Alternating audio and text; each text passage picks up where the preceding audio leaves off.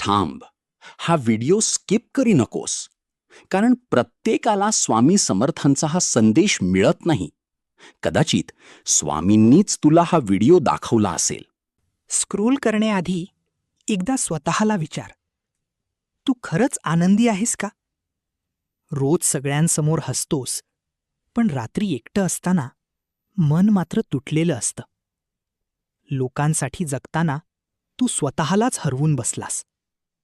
आणि जेव्हा आयुष्यात सगळे सोडून जातात ना, तेव्हा फक्त एक शक्ती आपल्या मागे उभी राहते. ती म्हणजे श्री स्वामी समर्थ. स्वामी म्हणतात, भिवू नकोस, मी तुझ्या पाठीशी आहे. पण माणूस काय करतो? थोडंसं दुःख आलं की हार मानतो. थोडं अपयश आलं की देवावर रागावतो.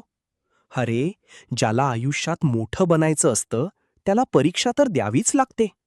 सोने जसं आगीत तापल्यावर चमकतं, तसंच माणूस संकटातून गेल्यावर मजबूत बनतो. आज तू रडतोयस कारण तुला वाटतं तुझ्याकडे काहीच उरलं नाही. पण लक्षात ठेव, ज्याच्याकडे स्वामी आहेत तो कधीच एकटा नसतो. लोक तुझ्यावर हसतील, तुला कमी लेखतील, तुझ्या स्वप्नांना वेड म्हणतील. पण एक दिवस हीच लोकं तुझ्या यशासाठी टाळ्या वाजवतील. फक्त स्वतःवर विश्वास ठेव. स्वामी समर्थ सांगतात, वेळ येऊ दे, सगळं बदलून जाईल. तुझं दुःख कायमचं नाही. ही रात्र कायमची नाही. सूर्य पुन्हा उगवणारच. म्हणून आजपासून रडणं बंद कर. स्वतःला कमजोर समजणं बंद कर. कारण तुझ्या आत एक आग आहे जी तुला खूप मोठं बनवणार आहे. लोकांच्या बोलण्याकडे लक्ष देऊ नकोस, स्वतःच्या ध्येयाकडे लक्ष दे.